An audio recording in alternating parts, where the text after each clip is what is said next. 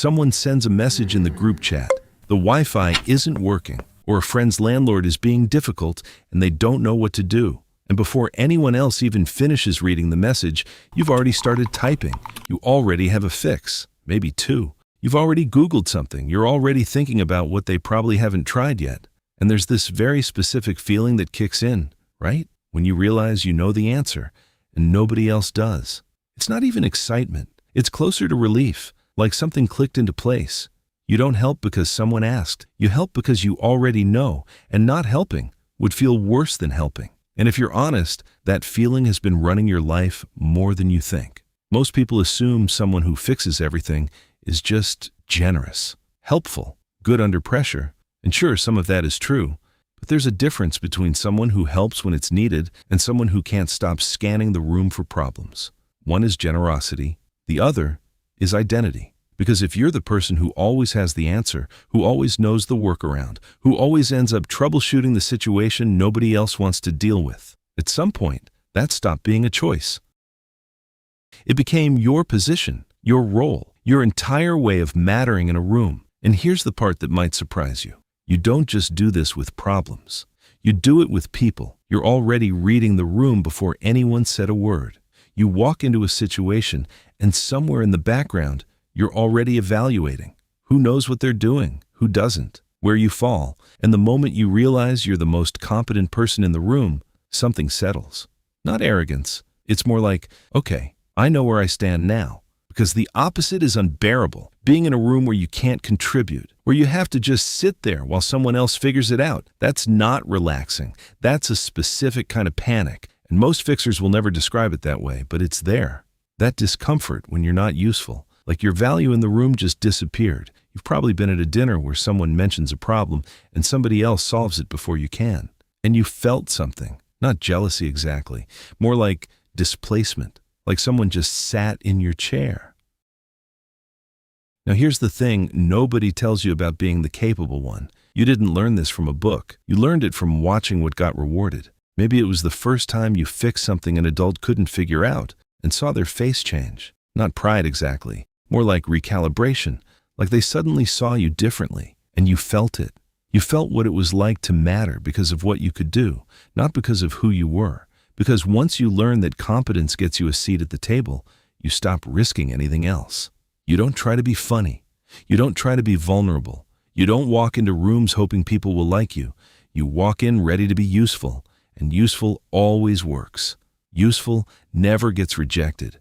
You remember the sound of it.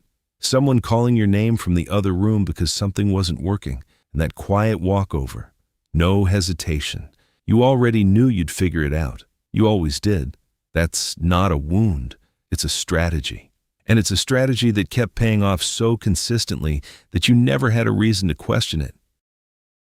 Until someone you love tells you they don't need your help.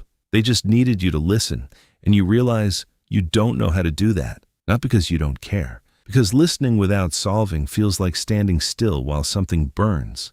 Some of the fixing isn't about them. It's about you, not all of it. But enough of it that it's worth noticing. When your friend tells you about a problem and you immediately jump to solutions, that's not always because you care so much. Sometimes it's because sitting with someone's problem without fixing it feels like failure, like you're not doing your job, even though nobody gave you that job.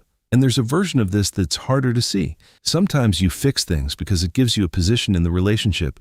You become load-bearing in people's lives, and that feels safe.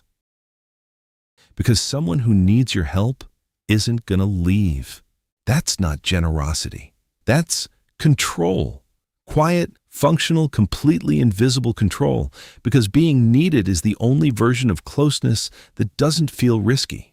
And the scariest part isn't that it works.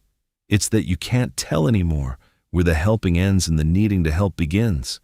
You've texted someone back at midnight to help them with something that could have waited until morning. You've spent a Sunday afternoon solving a problem for someone who didn't even ask. And every single time, you told yourself you were being helpful.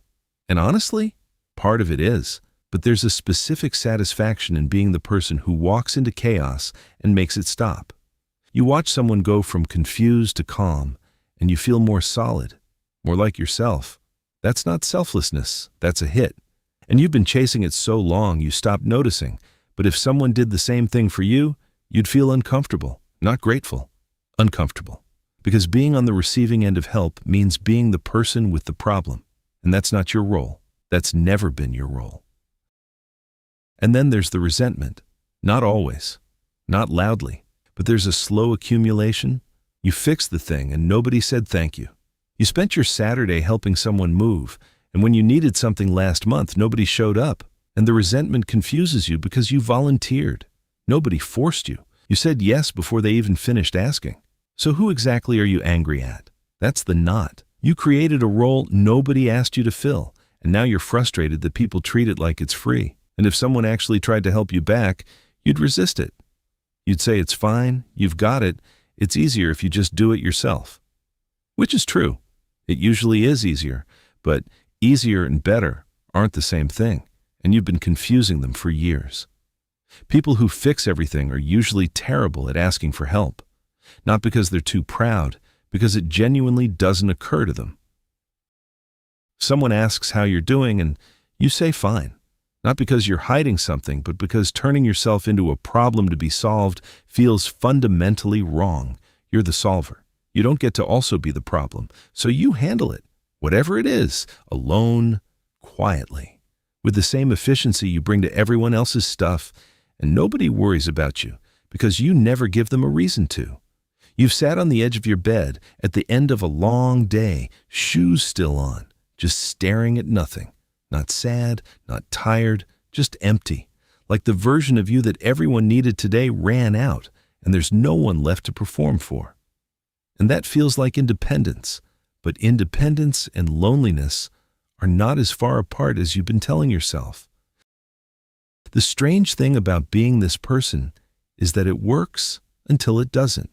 The identity holds up for years, and then one day, something breaks that you can't fix. A relationship falls apart. Your body stops cooperating. A problem shows up that has no workaround, no hack, no clever solution. And you don't just feel stuck. You feel like you've disappeared. Because without the fixing, you're not sure what's left. Not sure who you are in a room where you can't contribute. Not sure anyone would stay if you stopped being useful. Not sure you ever gave them a reason to stay that wasn't functional. That's not a breakdown. That's a question that's been waiting a long time. You probably already know if this is you. You knew within the first 30 seconds, and you probably also know that nobody's going to fix this for you, which is either the most honest thing you've heard today or exactly the kind of problem you'd rather solve for someone else.